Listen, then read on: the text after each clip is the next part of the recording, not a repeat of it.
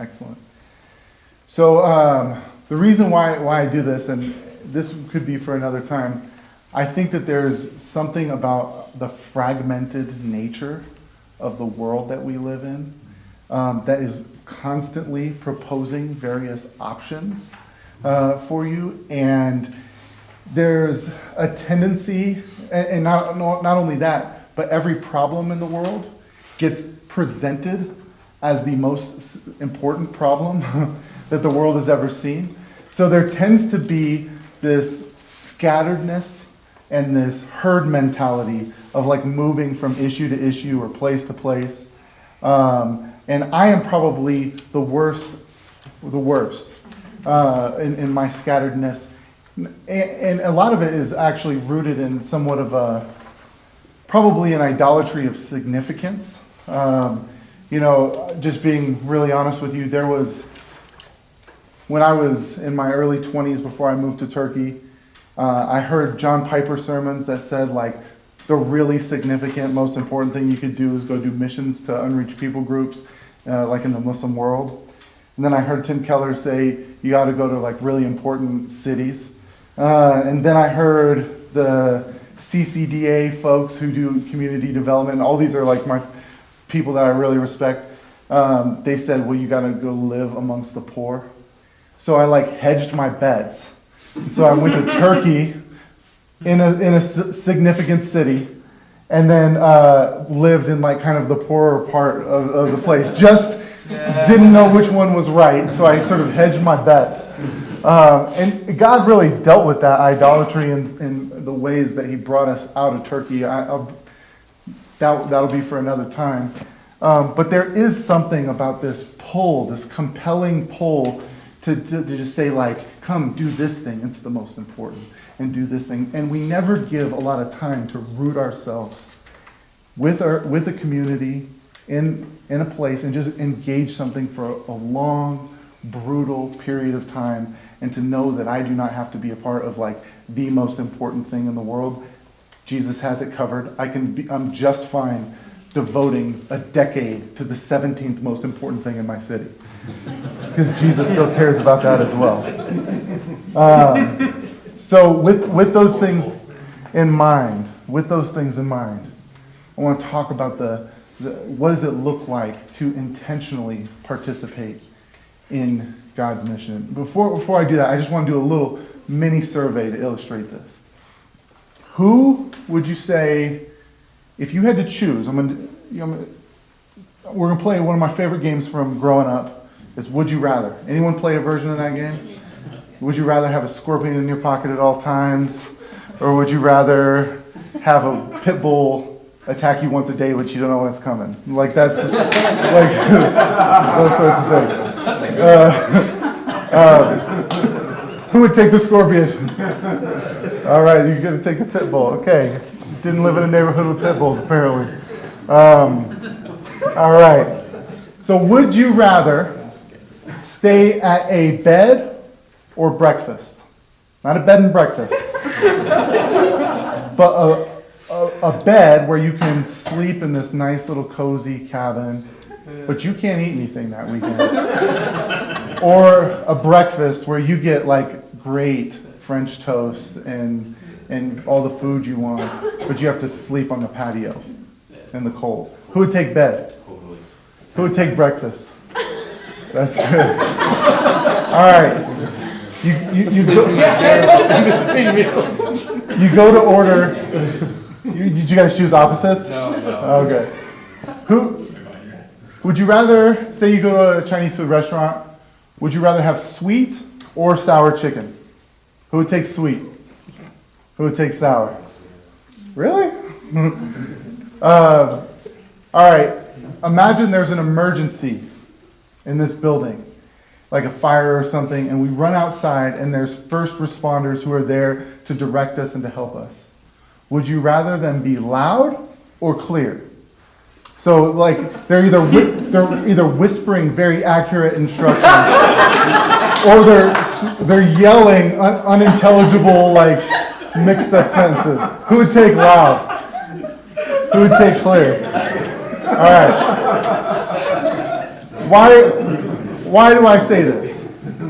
I say this because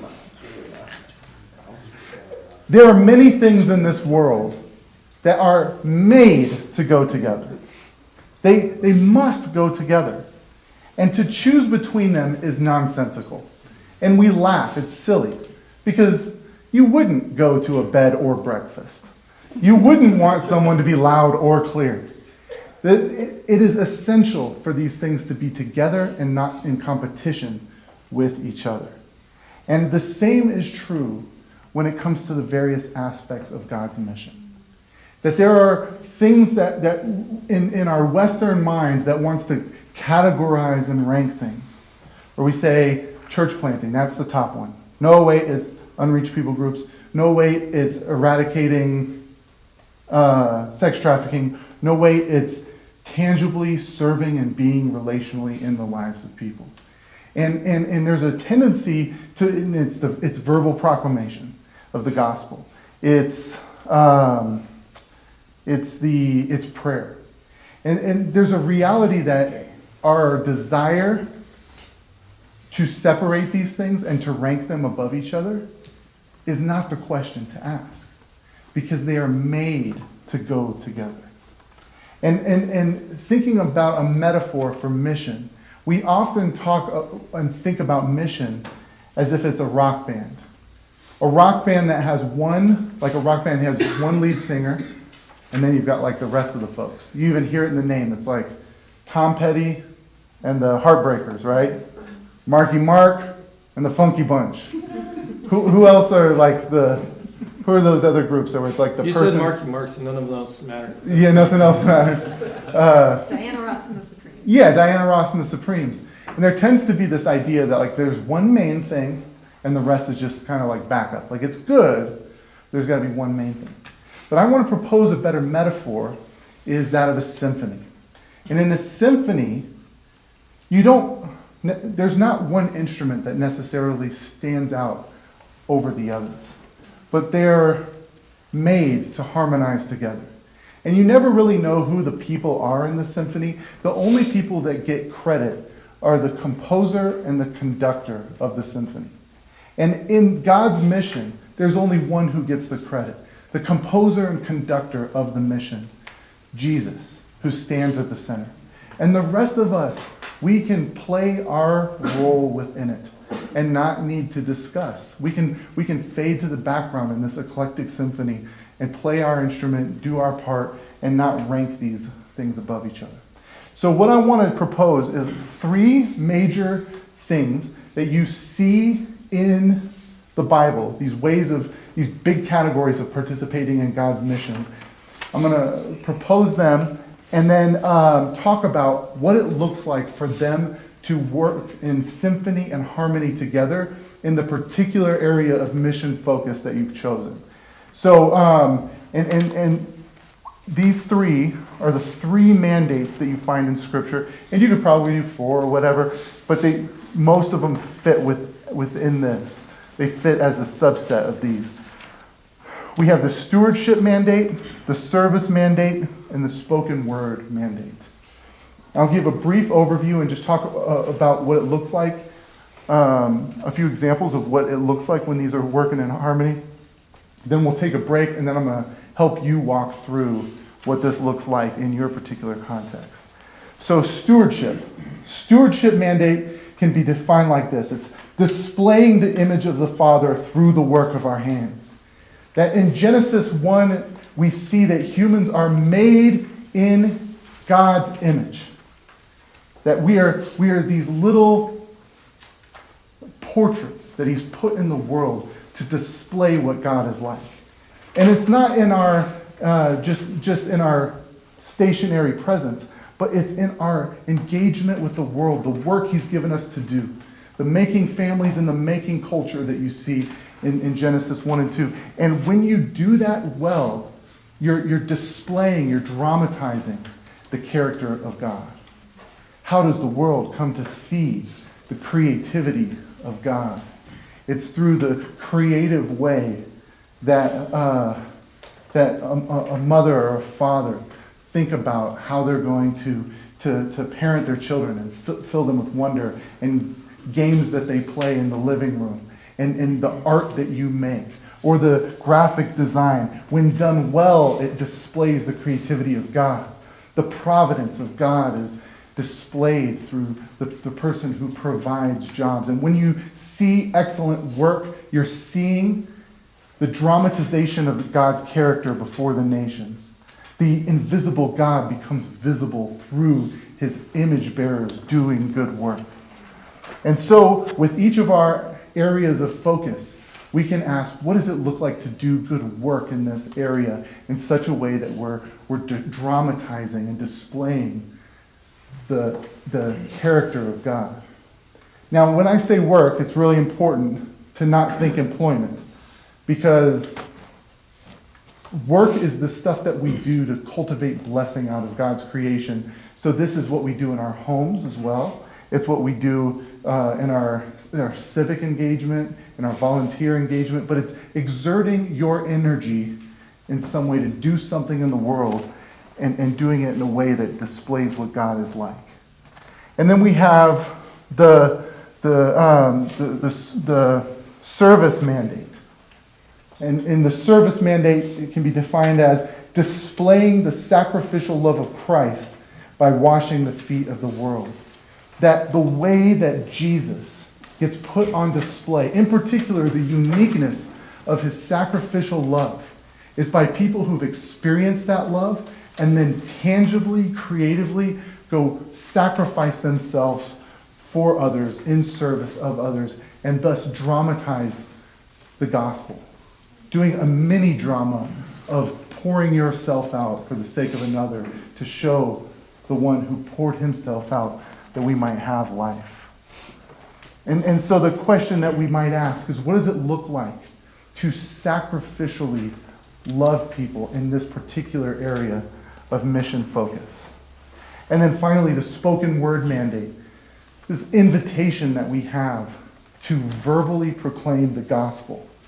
This can be defined as displaying the power of the Holy Spirit by opening our mouths. So, and that somehow God gives life to people.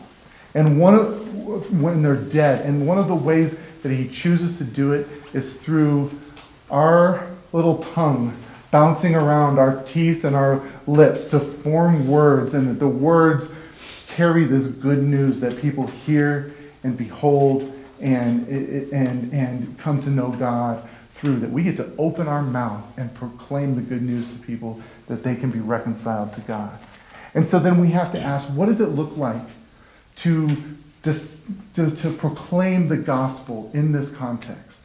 Looking at the various redemptive analogies that God has hidden in your context, and answering the questions that people are asking, to which Jesus is the answer by pointing to the gospel. And so instead of just focusing on one of these, asking what does it look like to have intentionality with all three of these in that particular missional focus. So let me give you a couple of examples of how I've seen it look, of people intentionally doing it. Then we'll take a break, and then we'll talk about working that through for your life. So we're going to first we're going to do my friend John. John is a barber, cuts hair. And he was asking this question, how does my work fit in the mission of God? Because literally I'm just doing this futile act of like cutting hair, and then it grows, and so on and so forth.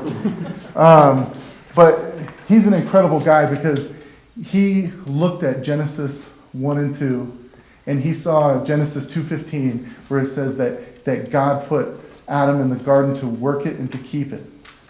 And he saw every head that comes in front of him as a part of God's garden, this little small plot of God's garden that he was called to cultivate. And so with excellence, he's showing creativity, displaying the creativity of God. He's also displaying the communicative nature of God as he has rich interactions with people, and here's what kind of haircut they want, and doing that. And he's become known for being one of the best, you get one of the best haircuts from him. All the hipsters go to this guy for the haircut. And he's mastered his craft to where you know when someone has had a haircut from him. But he's also thought intentionally about what it would look like to sacrificially pour himself out, using his gifts, creatively reimagining his gifts in a way that dramatizes the cross and serves other people. So what he started doing, do you remember like 2007, 2008, when the economy was brutal and people were looking for jobs? He basically had a standing rule that anyone who was unemployed, who needed a job and was going for a job interview, could come by anytime, and that he would give a haircut for free to set them up for their job interview.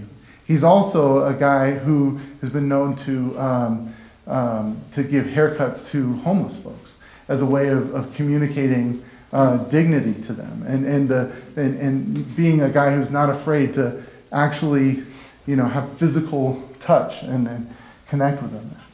And then he is probably the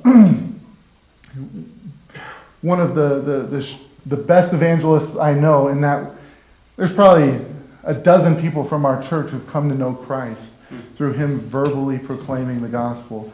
And what he's come to know is while there's not necessarily consistent questions that people are asking, but he views his time with the people in that chair as his sacred place where he gets to listen to them.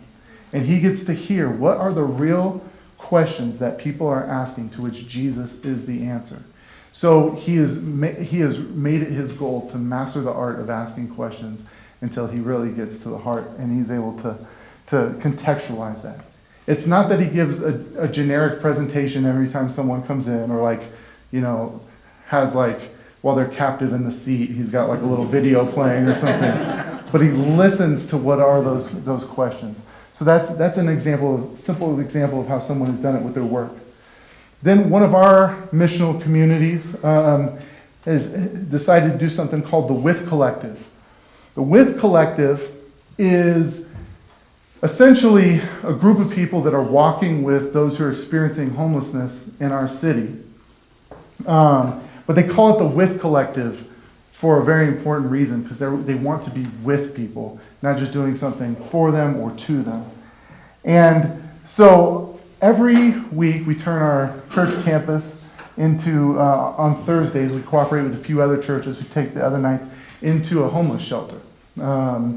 And we have a big meal, a big feast with the people who are coming to stay as our guests. And so there is a sense of tangibly saying, we've got empty rooms. How can we leverage these empty rooms and give them for the sake of our neighbor? But here's where I think it gets kind of cool. There were people in our community who were saying, what are the good gifts, the work that I do, that if I could do it with excellence, that would display something about the character of God? What does it look like in this context? And so we realized that there were a few professional chefs who are a part of this group. And so what they decided is, instead of just making whatever casserole's the quickest for this, that they are going to make their absolute best dish. And they are going to make the dish as if Jesus was coming to visit. What meal would you prepare if Jesus was coming to visit? That's what they were preparing for these folks. And so the time, the skill, because they wanted to communicate dignity. Not just you need some carbohydrates to survive, but I want to be with you, and I want to communicate that as an image bearer of God, that you're worthy of a meal like that. And then there are redemptive analogies that are really built into that. Because a lot of times when the non-believers who join us in having this meal, and preparing it, because people invite their friends from work and so on and so forth, and the folks who are coming in from the streets and having the meal are asking, why are you doing this? They've learned to proclaim the vision of this feast that God is gathering at the end of history, where we will feast with Jesus, the only one who's truly worthy of the best of what we have, but who where we will be reconciled to one another, everything will be made right, and we will be with him. And that's the feast that we're preparing, and God extends an invitation to that feast through Christ. So there's something about tasting your best tiramisu and hearing that story at the same time that is rich. And so those are a couple of examples of what it looks like. So I'm going to go ahead and have us take a break now. How long of a break should we do? Like 10 minutes. 10 minutes, and then we'll come back and we'll kind of talk about what this looks like for you.